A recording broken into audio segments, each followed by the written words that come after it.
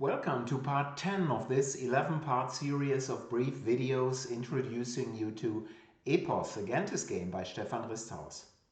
Today I'll feature scenario 8, New Era. New Era is for 1 to 4 players. Your people have experienced changes and navigated through turbulent times. Now they stand on the threshold of a new era. New paths are to be taken. Each people must find their own way. Only these who keep their population happy with culture and luxury goods will gain eternal glory, panem et circenses. Embark into a new era and control the Mediterranean for generations to come. By choosing different people, you receive special abilities and your people's own civilization cards, which only you have access to. To make the best use of your people's special abilities, you must leave the well-trodden path and change your strategy. In this scenario, you earn culture points, including when fulfilling panem et circenses cards for special civilization cards and when you develop your home city into a metropolis. Culture points are recorded on the glory track with your culture marker. In this scenario, cities are also considered cultural sites. Even though during the game your culture marker and glory marker can overtake each other multiple times, you must keep track of both. At the end of the game, your glory point score will be limited by the number of culture points. Therefore, you have to make sure you collect culture points and glory points in equal measures during the game. In New Era, the 3 different trade, oracle and temple city construction spaces also serve as cultural sites.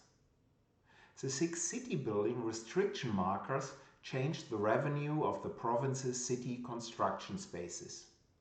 Instead of coins, you receive goods as revenue. You place the restriction markers on the corresponding city construction spaces. So here you see the 6 restriction markers and you see cultural goods here in the top. The 30 panem et circenses cards require goods or the control of cultural sites to earn culture points. Place the 3 panem et circenses tableau. Place the single panem et circenses tableau below the game board under the 3 leftmost card slots of the card display. Shuffle all panem et circenses cards and place the face-down deck next to the tableau. Draw 3 cards from the deck and place them on the 3 slots of the tableau. Let me show you this.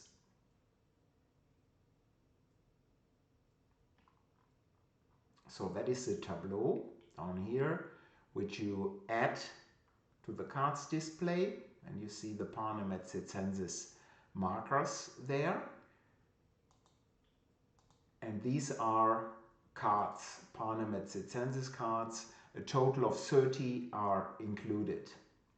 And they show various goods and a culture site down here.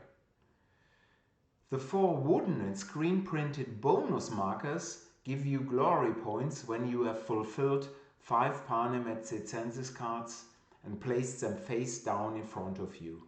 Use as many bonus markers as there are players. Stack the markers so that the marker worth 8 glory points is on top and place a stack next to the other bonus marker stacks. So these are the screen printed markers. You see you need 5 cards and there is just a single marker here with 8 points. The other ones give 4 glory points. You use 4 warehouse cards, 1 per player, to store the 6 different types of goods. So they are down here. Oops, excuse me, that was too fast. They are over here. And they just allow you to store goods in here. In this scenario, you have a choice of 6 people. Instead of your regular setup, You select one people each and start the game with individual benefits. So these are the cards for the Greek, for the Egypts, and you see they have special abilities and special hometowns, and they have access to a certain number of cards in here. So that is all individually different. During the flourishing phase, you may acquire Panem Circenses cards via the Architect action, for which you earn culture points when you complete them. The Builder action allows you to get culture points instead of glory points for synergy effects for each played civilization card.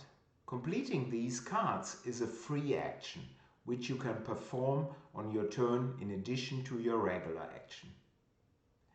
Each turn, before or after your regular action, you can play exactly one Panem et Circenses card from your hand.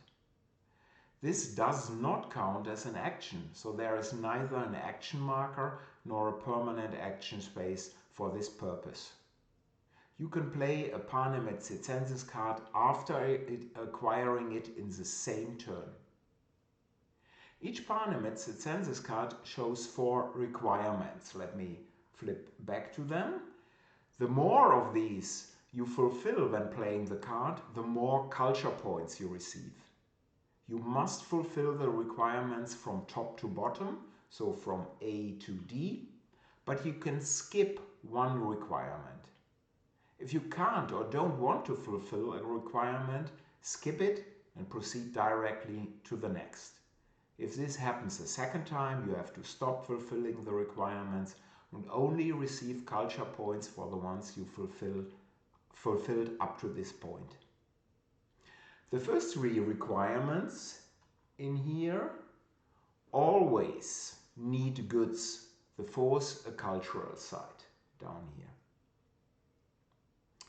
Altogether, New Era is possibly the most complex scenario of all.